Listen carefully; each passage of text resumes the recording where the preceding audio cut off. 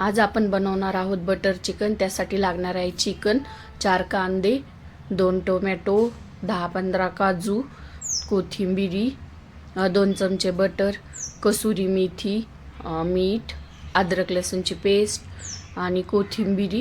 Dry मसाल्यांमध्ये kitchen king मसाला, chicken मसाला, थोडा गरम मसाला आणि तिखट मिरची पावडर, ही बेडगी मिरची पावडर आहे, मीठ आणि 6 चमचे दही। आता प्रथम चिकनला आपण 6 चमचे दही घालून घेऊया। त्याच्यानंतर अद्रक लसूणची पेस्ट आणि लाल मिरची पावडर आणि मीठ टाकून त्याला व्यवस्थित मॅरिनेट करून ठेवून देऊया साईडला 15-20 मिनिटासाठी।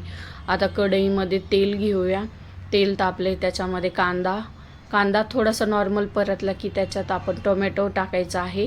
टोमॅटो परतून झाल्यानंतर त्याच्यामध्ये काजू टाकून घ्यायचे आहेत। काजूला पण थोडंसं परतून घ्यायचं आहे आणि मग त्याच्यामध्ये लाल मिरची पावडर टाकल्यानंतर थोडीशी कोथिंबीर टाकायची आहे आणि याच्यामध्ये आता आपण 1 कप पाणी घालून याला मंद गॅसवर थोडंसं शिजत ठेवणार आहोत, म्हणजे आपली ग्रेव्ही छान तयार होईल। याला झाकण ठेवून 10 मिनिटं शिजत ठेवूया। आता याच्यानंतर आपल्याला लगेच दुसऱ्या गॅसवरती कढई मांडायची आहे। कढई गरम झाल्यानंतर याच्यामध्ये मॅरिनेट केलेलं चिकन घालायचं आहे, तेल आणि बटर टाकून, आणि या चिकनला छान परतून घ्यायचं आहे। याचं पूर्ण पाणी सुकेपर्यंत आपल्याला हे चिकन शिजून द्यायचं आहे। आता इकडे चिकन शिजत असताना आपण जो मसाला बनवला होता त्याचं पाणी पूर्ण सुकलेलं आहे। याला आपण आता थंड करायला ठेवू। त्यात थोडी अद्रक लसूणची पेस्ट टाकूया मिक्सरच्या भांड्यामध्ये। याला आपण छान याची ग्रेव्ही वाटून घेऊ। आता या चिकनमधलं पण सगळं पाणी सुकलेलं आहे। कढईमध्ये तेल टाकू, त्याच्यामध्ये थोडंसं बटर, तेल आणि बटर गरम झाल्यानंतर आपण आता याच्यामध्ये आपली ग्रेव्ही वाटलेली टाकून घ्यायची आहे। ग्रेव्ही छान परतत आली व्यवस्थित की त्याच्यामध्ये आपण हे सगळे ड्राय मसाले घालून घेऊ। ही सगळी प्रोसिजर आपल्याला मंद गॅसवरती करायची आहे।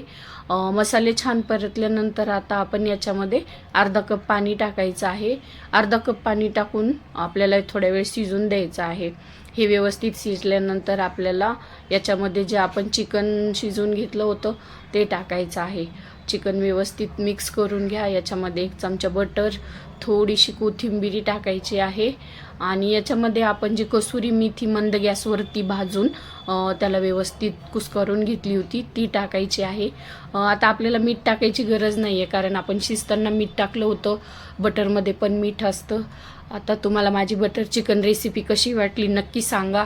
लाईक, फॉलो आणि कमेंट, शेअर आणि सबस्क्राईब करायला विसरू नका।